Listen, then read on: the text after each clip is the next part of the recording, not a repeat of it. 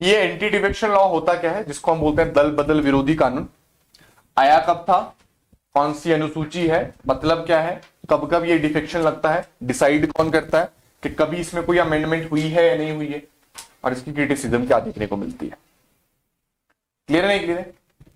तो anti defection law की बात करें तो what is anti defection law, कब आया था, क्या इसका काम है। तो जो ये एंटी डिफेक्शन लॉ जिसको हम बोलते हैं दल बदल विरोधी कानून, ये आया कब था, 1985 में आया था। कब आया था? 1985 में आया था। किसके द्वारा आया था? 52nd अमेंडमेंट एक्ट के द्वारा, यानी 52वें संविधान संशोधन के द्वारा जो है वो 1985 में हमारे पास आया था।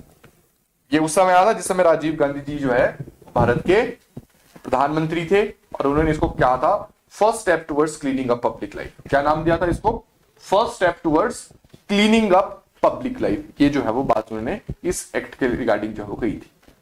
ये एक्ट क्या बोलता है, ये चीजें जो है वो इसमें लिखी हुई है। ये एक्ट कहता है कि अगर पार्टी के चिन्ह पर, पार्टी के सिंबल पर चुना हुआ कोई भी सदस्य चुने जाने के बाद अपनी पार्टी को बदलता है तो उसकी सदस्यता रद्द हो जाएगी। जैसे फॉर एग्जांपल मान के चलो कि मैं कांग्रेस पार्टी के चुनाव चिन्ह पर जीतकर जो है हिमाचल की लेजिस्लेटिव असेंबली में जाता हूं, और उसके बाद अगर अपनी पार्टी को बदलता हूं, यानी कांग्रेस की शिप से जो है वो बीजेपी के शिप पे चला जाता हूं, तो मैं डिस्क्वालीफाई हो जाऊंगा। This is anti defection law कि if you change a party after being elected on a party symbol you stands disqualified, कि अगर आप पार्टी के चुनाव चिन्ह पर जीतने के बाद अपनी पार्टी को बदलते हैं तो आपकी जो है वो डिस्क्वालिफिकेशन जो है वो हो जाएगी, जिसे हम क्या बोलते हैं, एंटी डिफेक्शन लॉ कहते हैं। कब आया था? 1985 में 52nd अमेंडमेंट एक्ट के द्वारा जो है वो आया था। अब आपको जो पता होना चाहिए कि भाई कब डिस्क्वालीफाई हो सकते हैं, उसमें कंसर्न क्या है कि डिस्क्वालिफिकेशन होता कब है। तो डिस्क्वालिफिकेशन के 4 केसेस होते हैं, 4 केसेस इधर लिखे हुए हैं। डिस्क्वालिफिकेशन के कितने केसेस होते हैं? 4 केसेस होते हैं। कैसे होते हैं, चलो एग्जांपल के तहत जो है वो समझेंगे। मान के चलो कि मैं कांग्रेस पार्टी का एमएलए हूं हिमाचल प्रदेश लेजिस्लेटिव असेंबली का, और मैं अपनी मर्जी से अपनी पार्टी को छोड़ना चाहता हूं, तो मुझे अपनी सदस्यता भी छोड़नी पड़ेगी, पहली चीज। दूसरी चीज कि मैं पार्टी का एमएलए हूं, मर्जी से नहीं छोड़ना चाह रहा हूं, लेकिन मैंने पार्टी की डायरेक्शन के खिलाफ जाकर वोट डाला है पार्टी की बिना मंजूरी लिए हुए, तो उस केस में मेरा डिस्क्वालिफिकेशन हो जाएगा।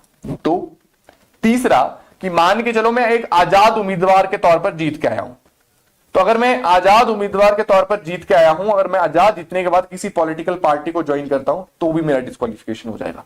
और चौथा कि अगर मुझे मनोनीत किया गया है राज्यपाल या राष्ट्रपति के द्वारा, और मनोनीत होने के 6 महीने के बाद मैं किसी पॉलिटिकल पार्टी को ज्वाइन करता हूं तो भी मेरा डिस्क्वालिफिकेशन हो जाएगा। यानी अगर मैं मनोनीत सदस्य हूं तो 6 महीने के भीतर भीतर किसी पार्टी को ज्वाइन कर सकता हूं, लेकिन 6 महीने के बाद किसी पार्टी को ज्वाइन नहीं कर सकता हूं। अगर ज्वाइन करता हूं तो मेरी डिस्क्वालिफिकेशन हो जाएगी। Example is Swapan Das Gupta. 2021 में जब इलेक्शन होते हैं, कहां पे, बंगाल में, तो वो मनोनीत सदस्य थे। उन्होंने क्या किया था कि भारतीय जनता पार्टी के टिकट पर वहां से चुनाव लड़ा था, तो उनकी सदस्यता जो है वो रद्द हो गई थी, पहली चीज।